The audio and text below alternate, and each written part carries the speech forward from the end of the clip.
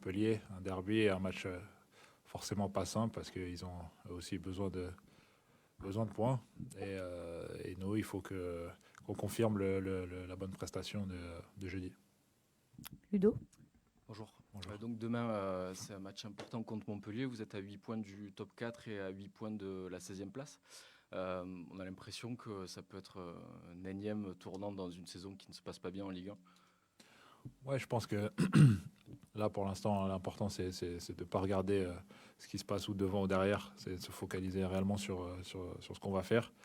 Je pense qu'il faut essayer de retrouver une sérénité et ça passera par faire des efforts comme on l'a fait jeudi et vraiment tout donner et aussi prendre le public avec nous parce qu'on l'a bien vu, ça nous a fait du bien jeudi et en espérant que dimanche ça soit la même chose. Et sur un plan personnel, il y a des matchs, notamment en Coupe d'Europe, où tu survoles les débats avec des buts, des passes décisives. Et d'autres matchs, souvent en Ligue 1, où tu as très peu de ballons, où c'est plus compliqué. Comment tu expliques cette différence entre tes prestations Mais je pense que je suis un joueur qui dépend aussi énormément de l'équipe et on a un peu plus de mal, on va dire, en Ligue 1. Comme on peut le voir, on est au top en Europa League, on fait des super matchs. Donc voilà, je suis un peu à l'image de ça.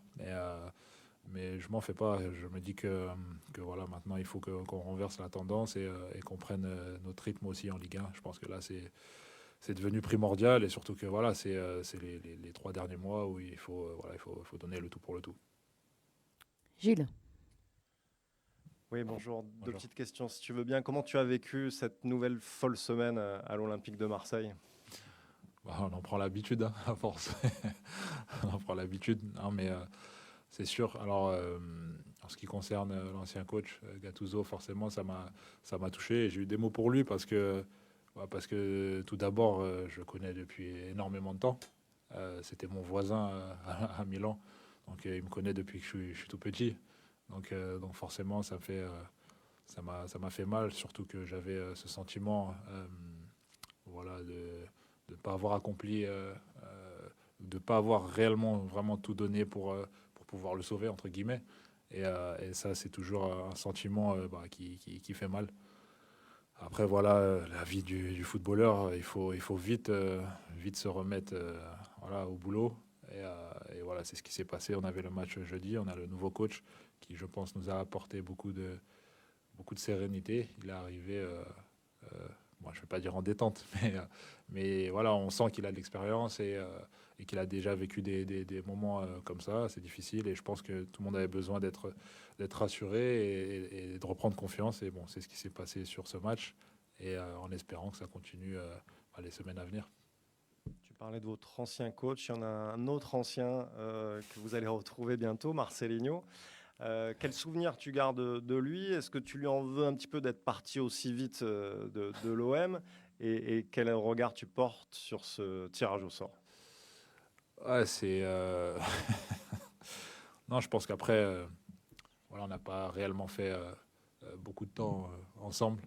Après, personnellement, j'ai pas envie réellement de venir sur le sujet tout de suite parce que je sais ce que vous attendez de moi aujourd'hui par rapport à ce tirage au sort, etc.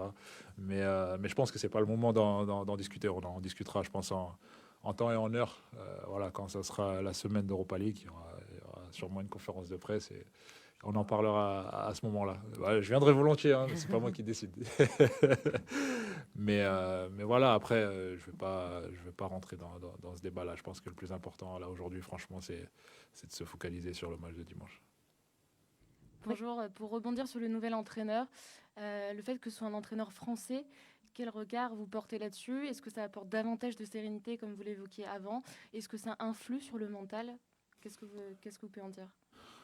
Ouais, je pense que, comme j'ai dit tout à l'heure, c'est quelqu'un qui a beaucoup d'expérience, qui a déjà enfin, vécu et passé pas mal de saisons en Ligue 1. Il sait comment ça se passe.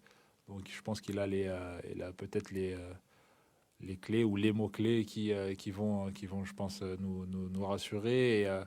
Et voilà, de savoir que quelqu'un a déjà vécu ça et qu'il l'a surmonté, bah forcément, voilà, ça apporte, comme j'ai dit, une sérénité, du calme. voilà, et confiance, c'est le mot clé, je pense, dont tout le monde en a besoin en ce moment. Nicolas. Pierre-Emerick, bonjour. Bonjour. Tu parlais tout à l'heure de l'attitude des supporters jeudi. On t'a vu à ta sortie aussi, quelque part, saluer l'ensemble du stade. J'imagine que vous attendiez à une ambiance beaucoup plus hostile.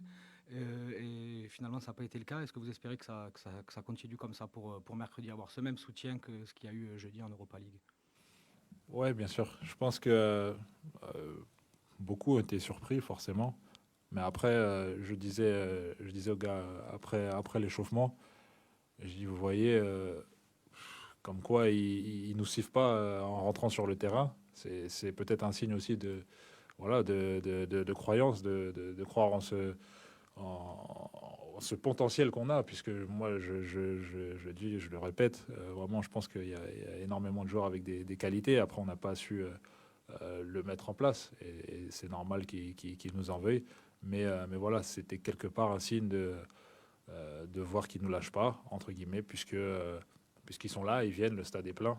Et voilà, il faut justement profiter de ça, il faut qu'on prenne conscience de ça, que c'est la force, je pense, de Marseille. Et il faut réellement s'en rendre compte et prendre conscience et aller de l'avant avec ça, en espérant bien sûr que dimanche, on va faire la même chose. Mathieu. Je voulais t'englober dans une question avec Geoffrey Kondogbia, parce que vous êtes tous les deux ceux qui avaient le vécu le plus de grands clubs, la plus longue carrière à l'étranger. Et voilà, je voulais te demander comment vous vivez cette saison qui est particulière, avec un peu en forme de montagne russe. Voilà, qu'est-ce que vous en pensez? Qu'est-ce que vous apportez au groupe? Qu'est-ce que vous tentez d'apporter? La première des choses que je vais dire sur Kondo, c'est que voilà, tout comme moi, il a de l'expérience. Et qu'est-ce qu'on fait dans ces moments-là? On se serre les coudes. C'est aussi simple que ça. On s'apporte la force qu'il faut. On essaye de transmettre ce qu'on a vécu. Ça passe par raconter des petites histoires, des petites anecdotes. Et je pense que quelque part, ça peut sûrement rassurer, ça peut aider. Et c'est, je pense, le meilleur moyen de communiquer avec le groupe, avec tous les gars. On essaie d'apporter de la bonne humeur. Je pense que c'est important quand on traverse une phase où voilà, tout est noir et tout le monde est contre nous. Donc forcément, il faut tenir, il faut tenir, il faut être costaud. Et pour ça, Kondo, franchement, il est top depuis le début de la saison, parce que je pense qu'il a toujours aussi les bons mots quand il le faut. Et il a été là aussi, notamment jeudi, parce que je pense que jeudi, pour moi, ça a été l'homme du match, parce qu'il a fait un gros match, et en plus de ça, il a marqué, mais il nous fait énormément du bien aussi au milieu. Xavier. Ouais, bonjour Pierre-Emerick, pardon. Bonjour. Juste une petite question sur le conseiller sportif Mehdi Benassia, contre qui vous avez joué par le passé, si je ne me trompe pas. Je voulais tout simplement savoir qu'est-ce qu'il vous apporte au quotidien, parce qu'on sait qu'il est assez proche du groupe, il va dans le vestiaire avec vous à la fin des matchs. Donc voilà, savoir en quelques mots son rôle au quotidien. Merci. Oui, c'est un peu pareil, c'est le rôle d'un grand frère, entre guillemets. Je pense que quand il est arrivé, déjà, il nous a mis face à nos responsabilités. Nous, les cadres, il nous a pris, il nous a parlé à part du groupe pour qu'on puisse prendre nos responsabilités. Ça, c'était un peu avant le mois de décembre, le bon mois de décembre qu'on a fait. Et je pense que ces mots ont été bons. Et pareil, il nous partage son expérience, son vécu, parce que forcément, il a vécu, que ce soit des bonnes ou peut-être des mauvaises saisons. Voilà, ça a été un grand footballeur. Et voilà, donc c'est ce qui nous partage au quotidien. Et je pense que ça nous fait du bien, parce que voilà, il connaît la situation, il sait de quoi on a besoin quand on est dans le besoin. Ludo. Pour revenir sur Jean-Louis Gasset, il est arrivé il y a à peine une semaine, mais on a vu quelques différences sur le terrain, avec notamment le retour au 3-5-2, avec un pressing peut-être un peu plus actif qu'auparavant. Il a beaucoup parlé d'état d'esprit, mais qu'est-ce qu'il vous demande de faire dans le jeu depuis une semaine, lors de ces rares séances d'entraînement? De simplifier. Je pense que vous nous avez vu jouer sûrement un peu plus direct sur le match de jeudi. Et je pense que ça nous a fait du bien. On s'est servi de nos forces, notamment avec Faris, qui pour moi a été super efficace, dans le sens où il a pesé sur la défense adverse. Il a pu obtenir des fautes, il a pu voilà, nous garder le ballon et ça nous a fait énormément de bien. Je pense qu'on a pu s'installer dans leur moitié de terrain et ce qui nous a permis entre guillemets, de souffler et de ne pas être un petit peu comment dire, un petit peu en panique. Parfois, ça peut arriver quand on veut ressortir de derrière. Je pense que sur ce match-là, on avait besoin de ça, de simplifier. C'est ce que le coach nous demande depuis qu'il est arrivé. Du moins, en tout cas, c'était pour ce match-là. Oui, bonjour Jean-Louis. Juste des nouvelles du groupe. Si on en sait un peu plus sur Valentin Rongier, par exemple, sur Murillo, s'il y a des bonnes nouvelles en perspective. Alors, le groupe, c'est Klaus est suspendu. On récupère Balerdi qui était suspendu en Coupe d'Europe. Garcia et Onana qui n'étaient pas qualifiés. Et on récupère Papagay qui a fini sa blessure et qui a repris depuis 48 heures avec nous. C'était ta question? Ok. Ludo. Bonjour Jean-Louis. Vous aviez insisté sur le fait de faire au mieux pour la fin du championnat. Vous êtes à 8 points du 4e, à 8 points du barragiste. On a l'impression quand même que ce match et plus largement la série qui arrive peut être déterminante pour la suite. On va faire au match. Jeudi, on avait une compétition. Demain, on reprend le championnat. On a dit qu'on allait faire le maximum pour bien finir la saison. C'est pas le moment de regarder le classement. Il faut pas. Donc, il faut gagner des matchs et avancer. Il y a un petit point d'interrogation sur le poste d'arrière droit pour dimanche. Est-ce que vous penchez pour une solution peut-être plus simple en mettant Mbemba ou Meïté en latéral droit d'une défense à 4, ou est-ce que vous pourriez tenter de placer un des deux latéraux gauche sur la droite, voire Ismaïla Sarr en piston? Est-ce que ce sont des choses que vous travaillez? Pas travailler, réfléchir. Mais il reste 2 entraînements. Cet après-midi, on va voir l'état physique de chaque joueur parce que il y a eu quand même quelques petits bobos. Les matchs s'enchaînent. Il y a l'aspect physique, il y a l'aspect répétition d'efforts. Et demain matin, on fera une mise en place. Donc, on prendra la décision après l'entraînement de ce soir, quand on va voir l'état de chacun.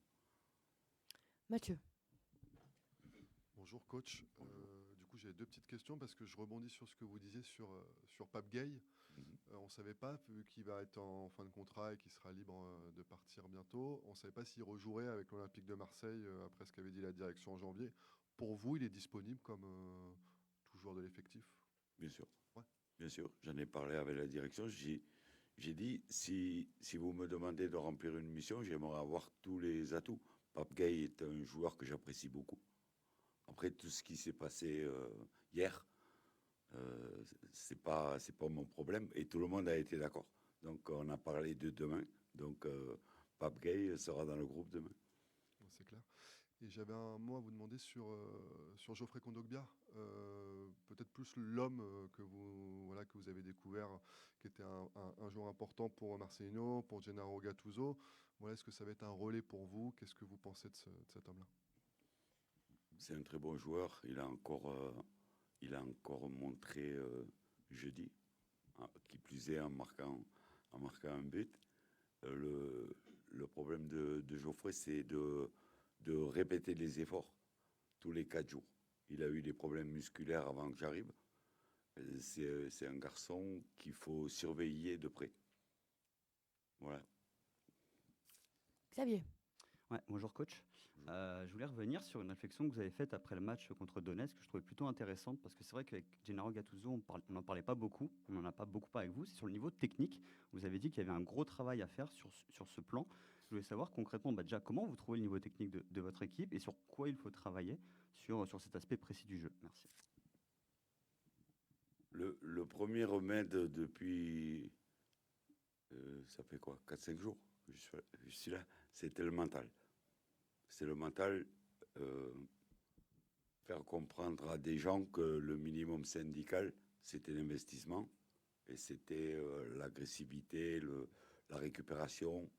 On a essayé de mettre une tactique en place assez simple pour pas avoir une faute technique dans le milieu et mettre le doute dans l'équipe, ce qui me paraissait être... je voulais leur faciliter le travail, voilà, qu'ils n'aient pas le souci de sortir le ballon. Après, si on a cet état d'esprit, si on a cette combativité, si on a cette agressivité, bien sûr qu'en y rajoutant de la confiance par des bons résultats, on va arriver à un meilleur football et un meilleur jeu. Bonjour, Lola Baye pour RMC. Deux petites questions. D'abord, la première, le fait d'être français, est-ce que ça change, ça fluidifie l'entraînement? Deuxième question, vous êtes de Montpellier, et c'est une équipe que vous connaissez par cœur. Quel regard vous portez là-dessus? J'ai pas entendu la première. La première, pardon. Le fait d'être français, est-ce que ça fluidifie les échanges par rapport à l'entraînement? Est-ce qu'il y a une doctrine à la française, quelque chose de plus convivial par rapport aux joueurs? C'est plus la connaissance des joueurs qui fait qu'il y a beaucoup plus de... Ça a été plus rapide. Ce sont des joueurs que je connaissais, où on a des amis communs, donc on a des sujets de discussion. Donc quand vous avez des sujets de discussion avec vos joueurs, ça détend. Eux, ça les détend, parce qu'ils disent, bon, on parle d'amis communs, et après on parle d'ambiance du groupe, de mentalité. De mentalité, parce que moi j'ai retrouvé un groupe qui était quand même dans le doute, qui appréhendait un peu ce match de jeudi, parce que c'était un match couperé. Et il fallait les persuader qu'on allait renverser la vapeur, mais le mental faisait beaucoup. Et la deuxième? Par rapport à Montpellier, c'est une équipe que vous connaissez par cœur? Montpellier, c'est mon club de toujours. C'est la ville où je vis. J'ai des amis, mais j'ai aussi des gens que je considère de ma famille. Donc bien sûr, c'est un match spécial, mais on s'est eu rencontrés pendant 1h30. Bon, bien sûr, ils veulent gagner, moi aussi. Et après, on s'embrasse et on se dit à la prochaine. Gilles. Oui, bonjour Jean-Louis, deux questions s'il vous plaît au fond. Pour prolonger la question de Lola, c'est quand même un sacré clin d'œil pour vous de retrouver dès votre premier match de Ligue 1 avec l'OM Montpellier. Comment vous vivez ça? C'est souvent comme ça. Le destin fait que on rencontre les amis le premier match, souvent. Non, il faut le jouer. Ça aurait été le 3e ou le 4e. C'était pareil. Là, la situation est que Montpellier est un peu dans l'urgence, même s'il a battu Metz dimanche dernier. Ils sont quand même inquiets et nous, on est dans une obligation de résultat pour recoller un petit peu. Donc, c'est un match important pour tout le monde. Votre réaction sur le tirage au sort qu'il y a eu hier, le prochain match de Coupe d'Europe? On les a vus hier soir. Hier, ils étaient sur beIN Sport contre Real Sociedad. Bon, c'est dans 15 jours ou 3 semaines. On a le temps. Pour le moment, on est à demain et après, on approfondira. Tiens. Bonjour, je reviens un petit peu sur Montpellier, puisqu'il y a une rencontre qui a été assez marquante au Vélodrome, c'est celle de 98, le fameux 5-4. À l'époque, vous dites que vous avez senti un vrai tournant au cours de ce match. Aujourd'hui, qu'est-ce que vous gardez de cette rencontre? Un traumatisme. Ça m'a suivi toute ma carrière. J'étais l'entraîneur de Montpellier. Roland Courbis, c'était l'entraîneur de Marseille. On en plaisante encore. Laurent Blanc était du côté de Marseille. Christophe Dugarry, toujours, on me rappelle ça. Mais un traumatisme parce que pour faire comprendre qu'un match n'est jamais gagné. Que les coups de pied arrêtés sont très importants, que plein de choses, et que le public, parce que j'avais un traumatisme quand même au Vélodrome. Les gens étaient partis et ils sont revenus. Donc je connais ce public marseillais. Je sais qu'il peut s'enflammer. Je sais qu'il ne nous quittera jamais. Et donc je savais ce qui allait se passer. Je le sentais. Maintenant, j'espère que demain encore, ils seront encore avec nous comme ils l'ont été il y a 3 jours. Nicolas. Coach, bonjour. Vous évoquez le match le jeudi avec quelques craintes peut-être avant le match par rapport à l'état mental du groupe. Est-ce que cette victoire finalement va vous servir aussi pour quelque part remettre un petit peu les têtes à l'endroit en championnat et donc dès dimanche à Montpellier? Quand vous faites une thérapie sur 48 heures, rien qu'en parole, parce que on s'est pratiquement pas entraîné, et que vous essayez de rassurer tout le monde, vous ne savez pas si vous avez fait bingo sur tous les joueurs. Et le début de match a été quand même significatif. On était crispés, on était tendus, on attendait un déclic. Et le déclic, ça a peut-être été le penalty contre nous, à mon avis, injuste. Injuste parce que la faute, elle est petite, j'ai trouvé. Et c'est peut-être le déclic de la saison. Parce que les supporters sont restés avec nous. Nous, on a senti l'injustice. Les joueurs se sont révoltés. Et on est parti, on a marqué 3 buts. C'est peut-être le déclic. Mathieu.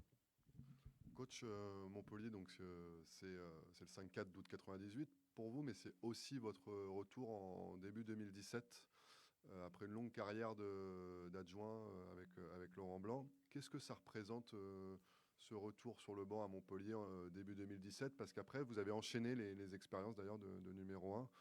Voilà, je voulais revenir sur cette période-là, cette opération maintien. C'est de vivre des challenges. Voilà. Le retour à Montpellier, c'était fin janvier. Attention, là, on va aller dans l'émotion. On avait enterré ma femme le jeudi. Louis Nicolas était à l'enterrement. Montpellier venait à Marseille et a perdu 5-0. Et dans la nuit du dimanche, il m'a appelé pour me dire, il n'y a que toi qui peux me sauver. Donc, j'ai pas pris l'appel à 4 heures du matin, mais il a réitéré le lendemain et je lui ai dit, mais je ne suis pas en état. Il m'a dit, si. Bien. OK. Mais pour 15 matchs, donc ça se ressemble tout. Et Montpellier avait perdu à Marseille 5-0. J'y suis allé pour 15 matchs, il fallait gagner 5 matchs, on a gagné 5. On a fait 38 points, on s'est sauvé. Et je me suis arrêté. Et Louis Nicolin est décédé en juin. Le jour de son anniversaire, comme ma femme. Le jour de son anniversaire. Donc, il y a des petits trucs comme ça. On peut pas le décrire. On dit c'est le destin, c'est comme ça. Mais Montpellier, c'est ma famille. Ludo.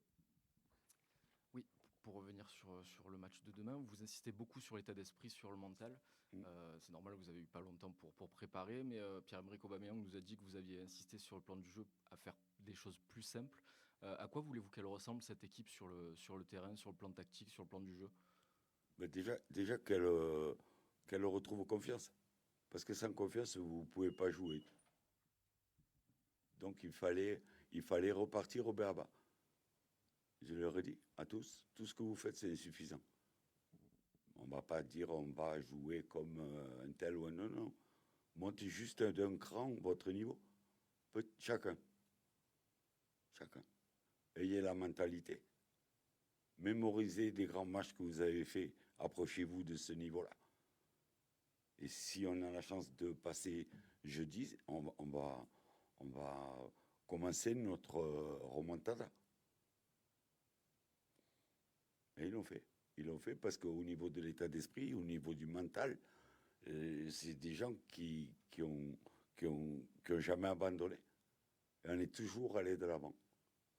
Donc ça, c'est un premier point. Après, techniquement, bien sûr que je préfère quand mon équipe joue bien au ballon, sort le ballon derrière, fait des décalages, bien sûr. Mais c'était pas le